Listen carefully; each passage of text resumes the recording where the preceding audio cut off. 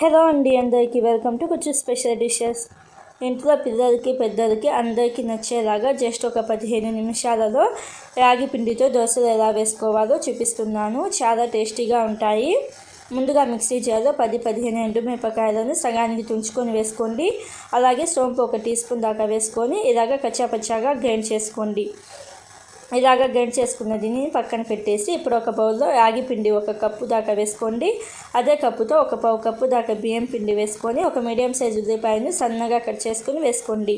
అలాగే 2 రెమ్మల కరివేపాకుని సన్నగా కట్ చేసుకుని వేసుకొని 1 పావు కప్పు దాకా కొత్తిమీరను కూడా సన్నగా కట్ చేసుకుని వేసుకొని మనం గ్రైండ్ చేసుకున్న ఎండుమిరపకాయల పొడి కూడా వేసుకొని సాల్ట్ 1/2 టీ స్పూన్ దాకా వేసుకోండి. అలాగే 2 కప్పుల దాకా నీళ్ళు వేసుకొని ఒకసారి బాగా కలుపుకోండి.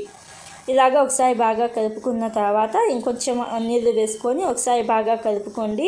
పిండి కన్సిస్టెన్సీ అనేది మనకి ఇలాగా ఉండాలి. ఇలాగ పిండి ఒకసారి బాగా కలుపుకున్న తర్వాత పైన మూత పెట్టేసి ఒక 10 నిమిషాల పాటు పక్కన పెట్టండి.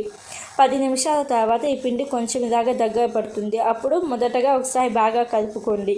ఇలాగ ఒకసారి బాగా కలుపుకున్న తర్వాత కొంచెం నీళ్ళు వేసుకొని ఒకసారి బాగా కలుపుకోండి.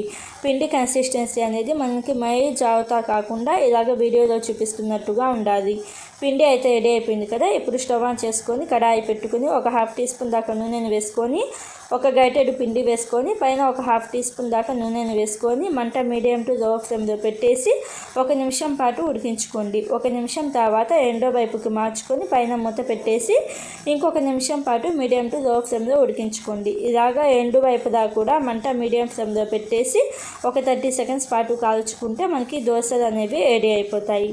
ఇలాగే మీకు ఎన్ని దోశలు కావాలంటే అన్ని దోశలు కూడా ఒక గరిటెడు లేకపోతే 2 గరిటెడుల దోశ పిండి వేసుకొని 1/2 టీ స్పూన్ దాకా నూనెను వేసుకొని పైన మూత పెట్టేసి మంట మీడియం టు లో ఫ్లేమ్లో పెట్టేసి రెండు వైపులా కాల్చుకుంటే మనకి ఇన్స్టెంట్గా 10 నుంచి 15 నిమిషాలలో రాగి పిండితో దోశలు అనేవి రెడీ అయిపోతాయి.